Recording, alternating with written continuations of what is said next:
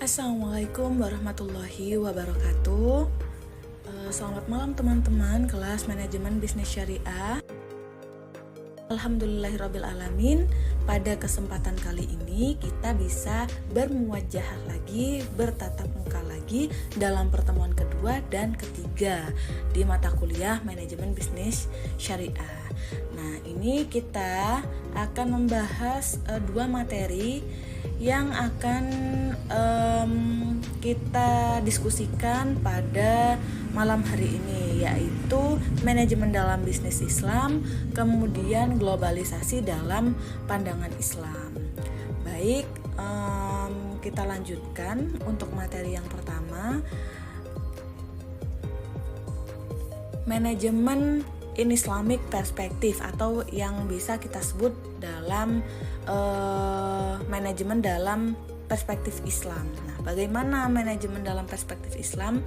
Beberapa waktu yang lalu mungkin kita sempat menyinggung bahwa manajemen dalam Islam adalah manajemen yang pada penerapannya sesuai dengan syariat Islam. Nah, kita di sini akan mengenal lebih dalam bagaimana manajemen dalam Islam itu sendiri. Jadi, yang pertama, manajemen adalah sesuatu yang dibutuhkan dalam Islam. Apa maksudnya? Jadi kita sebagai manusia yang diciptakan sebagai khalifah di muka bumi Allah Subhanahu wa taala, kita tentunya butuh secara individu maupun kelompok untuk mengatur diri kita, mengatur waktu, kemudian mengelola kehidupan, bagaimana kita bisa berinteraksi dengan orang lain, baik itu di dalam keluarga, bermasyarakat, ataupun bernegara, seperti itu. Nah, pengaturan itu dari awal kita bangun tidur hingga kita tidur lagi. Ketika kita tidak mengatur diri kita, otomatis kehidupan kita tidak akan terarah seperti itu. Dalam Islam misalkan, manajemen ini adalah sebuah hal pokok yang harus diperhatikan memang. Seperti hadis Rasul dan firman Allah. Jadi segala tindakan yang dilakukan wajib untuk tidak menyimpang, dan bagaimana kemudian interaksi-interaksi tersebut bisa menyempurnakan kita sebagai yang membawa predikat sebagai khalifah di muka bumi. Jadi itu yang digarisbawahi. Kemudian pemimpin atau khalifah dalam Quran surat Al-An'am ayat 152 yang artinya, maka hendaklah kamu berlaku adil, kendati pun ia adalah kerabatmu. Ini adalah salah satu advice bahwa di dalam ayat Quran itu ada himbauan bahwa ketika menjadi pemimpin kita tidak boleh melihat bagaimana latar belakang anggota kita, misalkan tidak dianjurkan untuk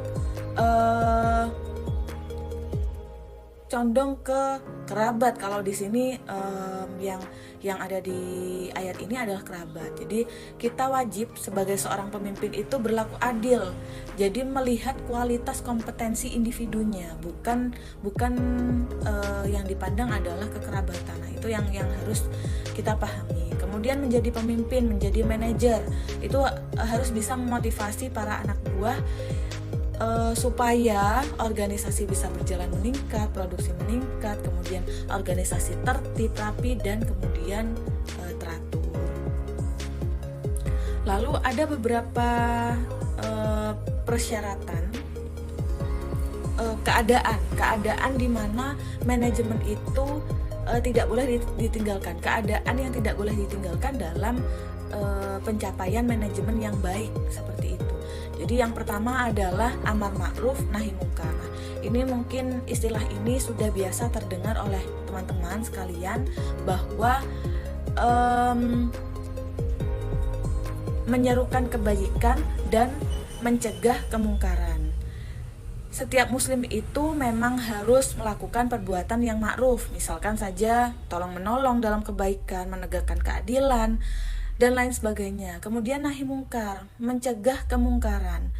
Seperti misalkan kalau di dalam organisasi seperti yang saat ini sedang rame-ramenya korupsi, suap, kemudian pemborosan.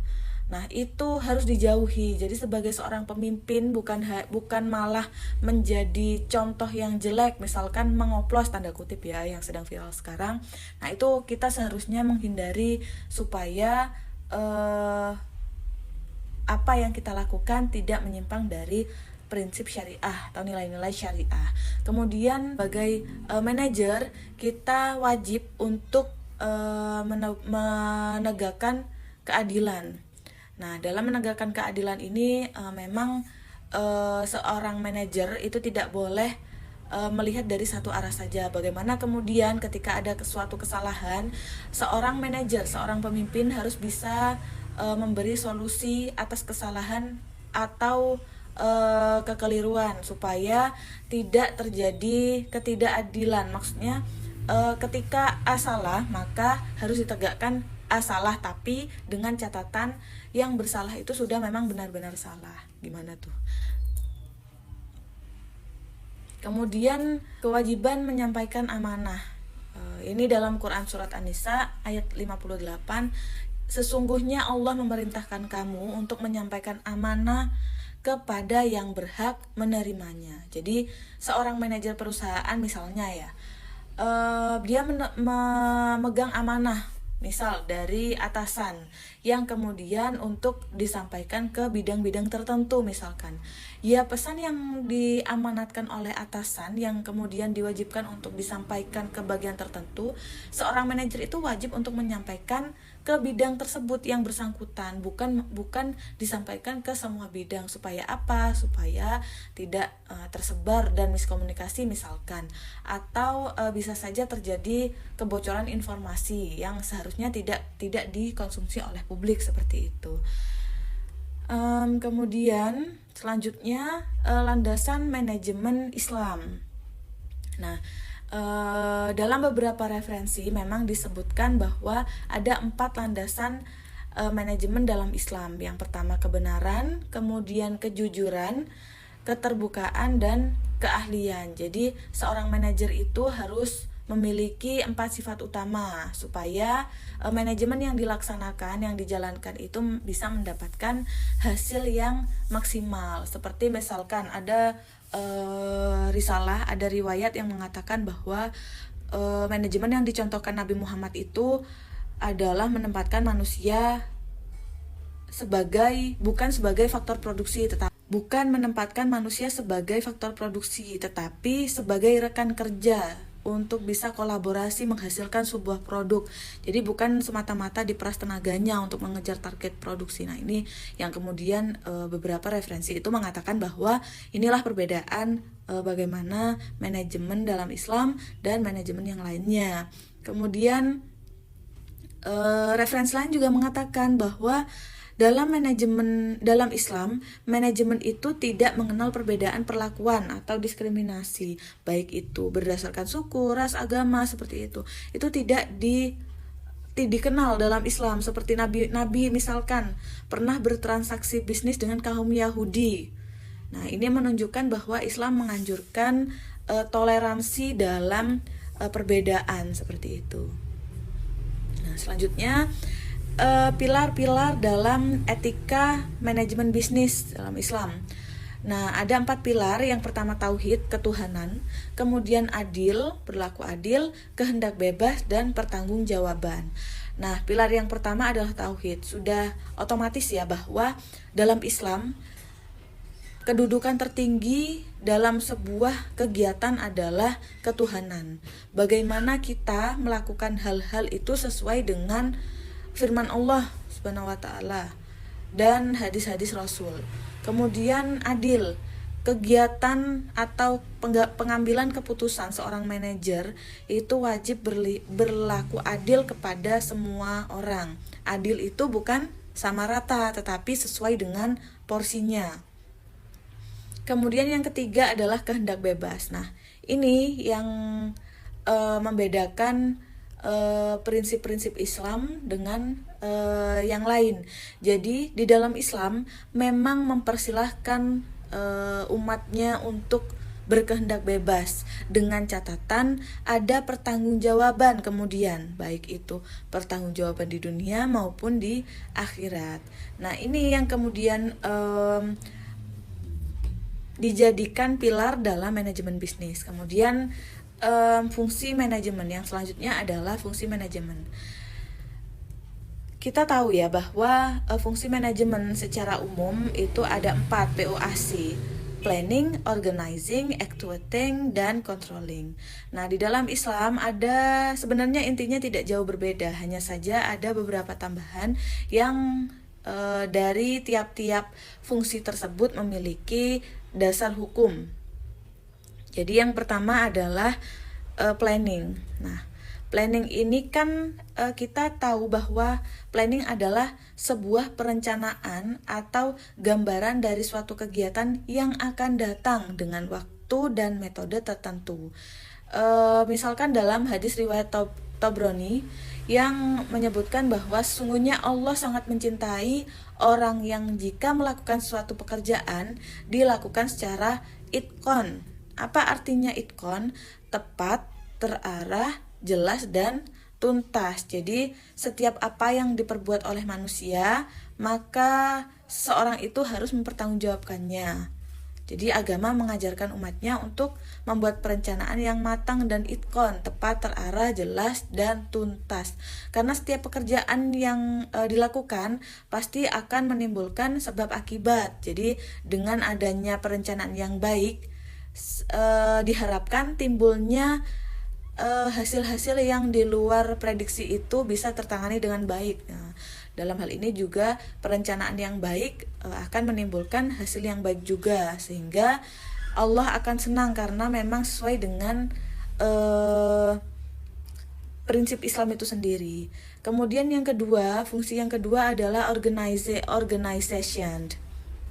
Nah, organization merupakan wadah atau tempat bagaimana fungsi setiap orang dan hubungan pekerjaannya bisa baik itu secara vertikal maupun horizontal. Nah, ini juga tertera dalam Quran surah Ali Imran ayat 103 yang dimana artinya, dan berpeganglah kamu semuanya kepada tali agama Allah Subhanahu wa taala dan janganlah kamu bercerai-berai, dan ingatlah akan nikmat Allah Subhanahu wa taala kepadamu ketika kamu dahulu masa jahiliyah bermusuh-musuhan. Nah, ayat ini menunjukkan bahwa organisasi merupakan kumpulan orang-orang yang bisa dikoordinir dengan baik. Jadi maka hendaklah bersatu padulah dalam bekerja dan memegang komitmen untuk mencapai cita-cita dalam satu tujuan yang sama dalam organisasi. Nah, kemudian fungsi yang ketiga adalah coordination. Nah, ini dituangkan atau berlandaskan bahwa yang dijadikan landasan adalah Quran surah Al-Baqarah ayat 208, di mana artinya, hai orang-orang yang beriman, masuklah kamu ke dalam Islam keseluruhannya, dan janganlah kamu turuti langkah-langkah setan, karena setan itu musuhmu yang nyata. Jadi apabila manusia ingin mendapatkan predikat iman yang secara totalitas, maka harus melebur dengan peraturan Islam. Jadi prinsip-prinsip Islamnya diterapkan secara maksimal. Jadi iman bila diumpamakan kepada manusia yang ideal, dan Islam sebagai planning dan aturan-aturan yang mengikat bagi manusia itu sendiri, maka tujuan yang mulia itu bisa tercapai, kemudian bisa melakukan koordinasi yang baik dan efektif, sehingga tujuan yang ideal akan bisa dicapai. Kemudian yang keempat adalah controlling. Nah, controlling ini maksudnya adalah pengamatan dan penelitian terhadap jalannya planning. Jadi planning dan prakteknya dan organizingnya. Nah, bagaimana kemudian konsistenkah atau tidak perencanaan yang telah dibuat dengan pelaksanaannya. Jadi pada Quran surat As-Saff ayat 1, wahai orang-orang yang beriman, kenapakah kamu mengatakan sesuatu yang tidak kamu kerjakan? Nah, maksudnya adalah apa? Menjaga keselamatan dan kesuksesan institusi merupakan tugas utama manajer, baik itu organisasi keluarga, misalkan kepala keluarga yang bertugas, ataupun organisasi secara universal. Dan jadi bagaimana kemudian manajer itu bisa mengontrol orang lain sementara dirinya masih belum terkontrol. Nah, itu kan suatu yang salah. Jadi dengan demikian seorang manajer itu harus bisa mengontrol dirinya sendiri dan juga orang lain. Jadi tidak hanya berfokus kepada orang yang dipimpin, tetapi terhadap dirinya sendiri juga harus diperhatikan. Kemudian fungsi yang kelima adalah motivation. Nah, ini dalam Quran surat An-Najm ayat 39, dan bahwasannya manusia tiada memperoleh selain dari apa yang telah diusahakan.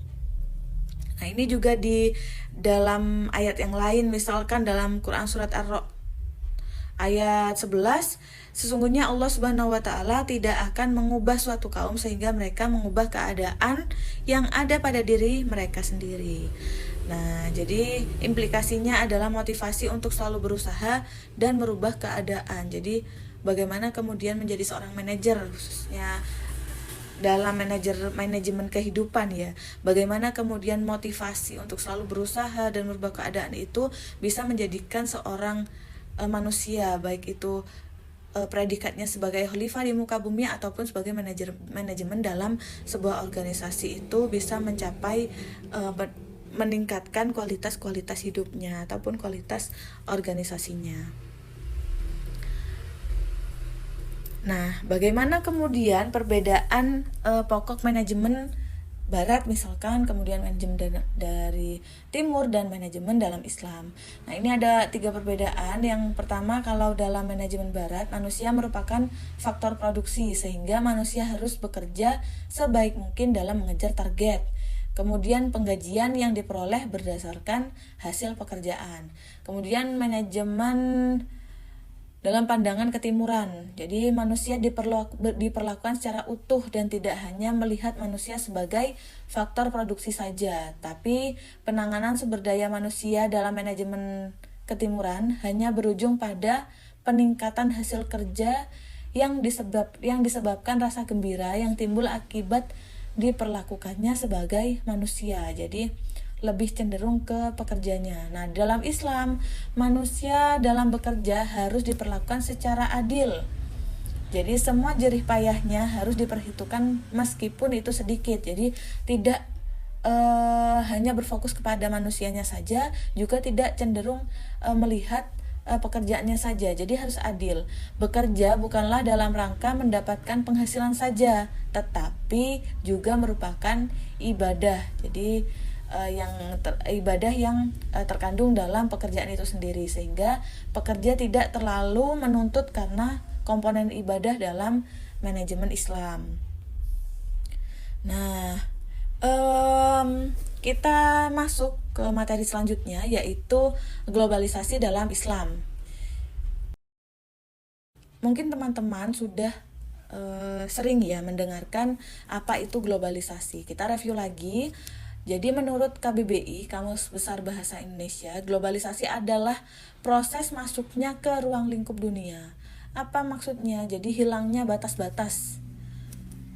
Tidak ada lagi batas waktu, batas jarak. Kita bisa mengakses semua hal di dunia tanpa dibatasi oleh jarak dan waktu. Jadi ini menurut ulama besar Yusuf Al-Qaradawi, globalisasi merupakan aktivitas yang menjadikan segala sesuatu berskala internasional, menghilangkan batas-batas negara dalam interaksi ekonomi.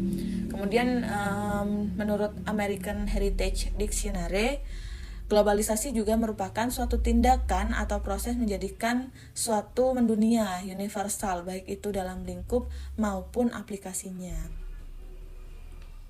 Nah, globalisasi dalam Islam ini bisa kita lihat dalam Quran surah Al-Hujurat ayat 13. Hai manusia, sesungguhnya kami menciptakan kamu dari seorang laki-laki dan seorang perempuan, dan menjadikan kamu berbangsa-bangsa, bersuku-suku, supaya kamu saling mengenal.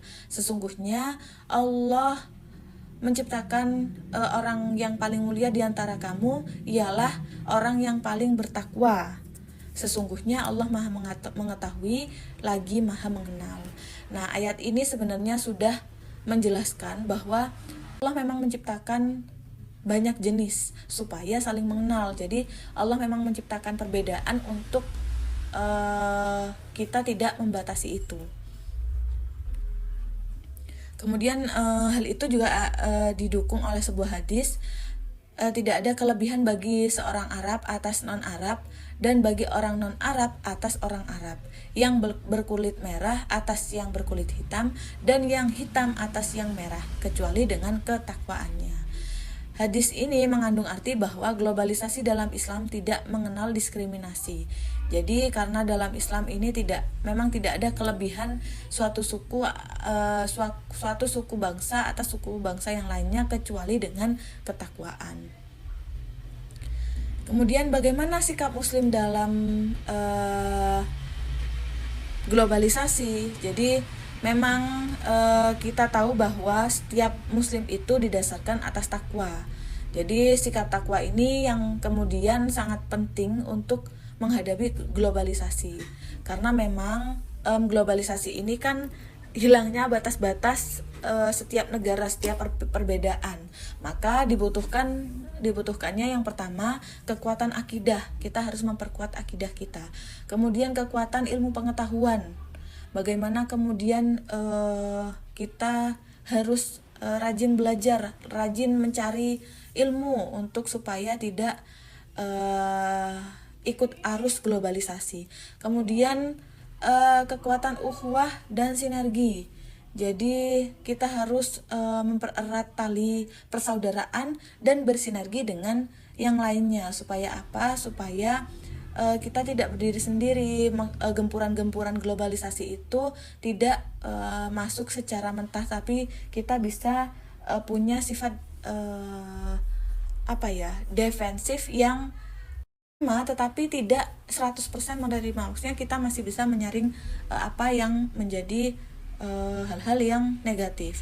Kemudian kekuatan pendidikan dan budaya. Nah, ini juga yang harus kita pahami. Nah, Islam sebagai ajaran moralitas memberikan batasan-batasan agar tidak terjadi eksploitasi antar manusia satu dengan manusia yang lain. Seperti tadi sudah disinggung di materi awal tadi bahwa ada tauhid, ada keesaan dan kedaulatan Allah, bahwa nilai-nilai Islam, prinsip-prinsip Islam Allah telah mengaturnya dalam Quran maupun hadis Rasul. Kemudian keadilan di sini sesuai dengan porsi ya. Kemudian tanggung jawab, jadi ada tanggung jawab dari setiap pelaku, baik dari segi akibat ataupun aktivitasnya kepada diri sendiri maupun masyarakat. Nah, solusi ekonomi Islam dalam menghadapi globalisasi. Jadi memang globalisasi itu tidak hanya berdampak positif, tapi juga berdampak negatif. Yang pertama, ini beberapa referensi, ada commodity money, ada dinar dirham lagi yang dimunculkan, meskipun ini masih dalam pro dan kontra ya. Beberapa waktu yang lalu juga ini dipermasalahkan, ada sekelompok orang yang menjadikan dinar dirham sebagai mata uang lagi, tapi hanya dalam lingkup kelompok tersebut. Nah, ini yang kemudian usaha-usaha yang kemudian dijadikan solusi untuk menghadapi globalisasi ya, meskipun pada kenyataannya itu bisa diklasifikasikan menyimpang dari aturan yang sudah diatur oleh negara kita, karena memang ada beberapa penerapan ini, meskipun itu masih belum cocok. Ya, mungkin teman-teman nanti bisa menelitinya kembali untuk bagaimana penerapan dinar dan dirham. Kemudian yang kedua, sistem bagi hasil dan rugi, profit and loss sharing, dengan nisbah bagi hasil yang sesuai dengan syariat Islam. Jadi nisbah bagi hasil yang sesuai dengan aturan syariat Islam, tidak menekan tidak merugikan salah satu pihak. Jadi bagi hasil dan bagi rugi ya, bukan hasilnya, bagi untung dan bagi rugi. Profit and loss sharing ini sesuai dengan syariat Islam, tidak merugikan salah satunya. Kemudian dalam aktivitas jual beli, sistem margin yang adil bagi berbagai pihak yang bertransaksi. Nah, aktivitas jual beli ini marginnya adalah adil, tidak mengeksploitasi ya. Kemudian pada saya menyewa barang, misalkan sistem ujroh baik untuk kemampuan maupun barang. Kemudian sektor real sebagai penggerak utama ekonomi manusia yang hidup. Jadi adalah pemimpin bagi dirinya sendiri, baik itu kepemimpinan yang tanggung jawab sebagai makhluk untuk beribadah maupun kepatuhan dan larangan Allah. Nah, untuk kesimpulannya, dalam konsepsi ajaran Islam, misalkan pemimpin itu tidak hanya berfokus kepada seorang yang memimpin pada sebuah institusi, tapi tuntutan Islam lebih universal. Nah, hal tersebut ditunjukkan pada setiap manusia yang hidup. Maksudnya adalah setiap manusia yang hidup ini adalah pemimpin bagi dirinya sendiri secara khusus, baik itu kepemimpinan dan tanggung jawab sebagai makhluk untuk beribadah maupun kepatuhan akan larangan Allah. Oke, terima kasih untuk pertemuan hari ini. Thanks for your attention. Jangan lupa scan barcode di bawah untuk penugasan materi 2 dan 3. Di situ sudah dijelaskan bagaimana penugasannya, kriteria penilaiannya, kriteria pengumpulan penugasannya. Jika ada yang kurang paham, silahkan untuk menghubungi saya. Kita diskusi baik itu via MMP ataupun via Japri ya. Kurang lebihnya demikian teman-teman. Mohon maaf apabila ada kekurangan. Selamat melaksanakan ibadah puasa. Wallahul muwaffiq ila aqwamit thoriq. Wassalamualaikum warahmatullahi wabarakatuh.